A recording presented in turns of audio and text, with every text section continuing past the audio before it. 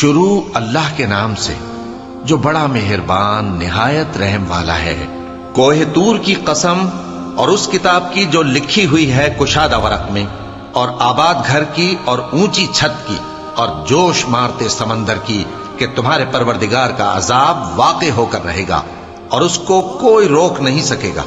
جس دن آسمان لرزنے لگے کپ کپا کر اور پہاڑ سچ مچ اڑنے لگیں تو اس دن جھٹلانے والوں کے لیے خرابی ہوگی جو بیکار باتوں میں پڑے کھیل رہے ہیں۔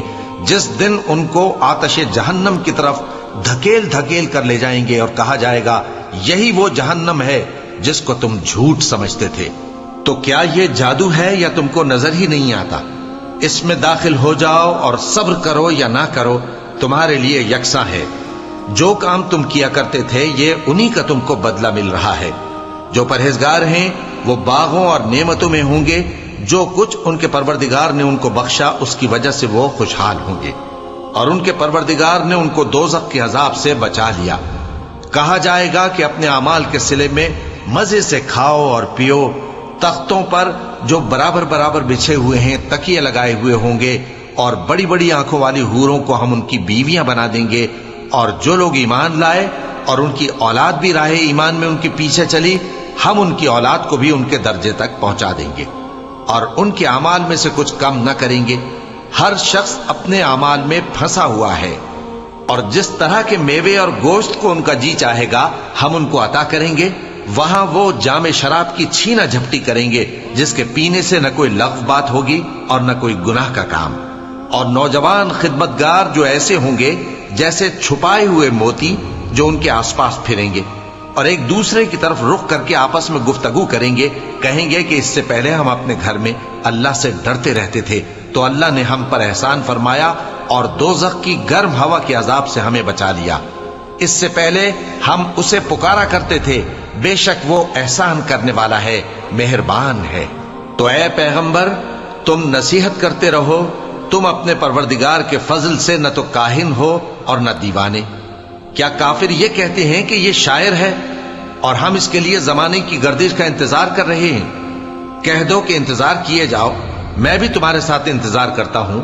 کیا ان کی عقلیں ان کو یہی سکھاتی ہیں یا یہ لوگ ہیں ہی شریف؟ کیا کفار یہ کہتے ہیں کہ ان پیغمبر نے قرآن از خود بنا لیا ہے؟ بات یہ ہے کہ یہ اللہ پر ایمان نہیں رکھتے۔ اگر یہ سچے ہیں تو یہ بھی ایسا کلام بنا لائیں۔ کیا یہ کسی کے پیدا کیے بغیر ہی پیدا ہو گئے ہیں، یا یہ اپنے آپ کو خود پیدا کرنے والے ہیں، یا انہوں نے آسمانوں اور زمین کو پیدا کیا ہے؟ نہیں، بلکہ یہ یقین ہی نہیں رکھتے۔ کیا ان کے پاس تمہارے پروردگار کے خزانے ہیں یا یہ کہیں کے داروغہ ہیں، یا ان کے پاس کوئی سیڑھی ہے جس پر چڑھ کر آسمان سے باتیں سناتے ہیں؟ تو جو سن کر آتا ہے وہ کھلی سند لے کر آئے۔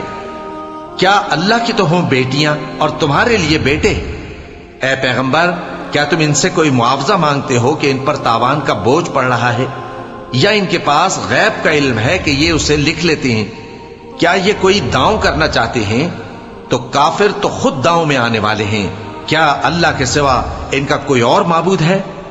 اللہ تو ان کے شریک بنانے سے پاک ہے۔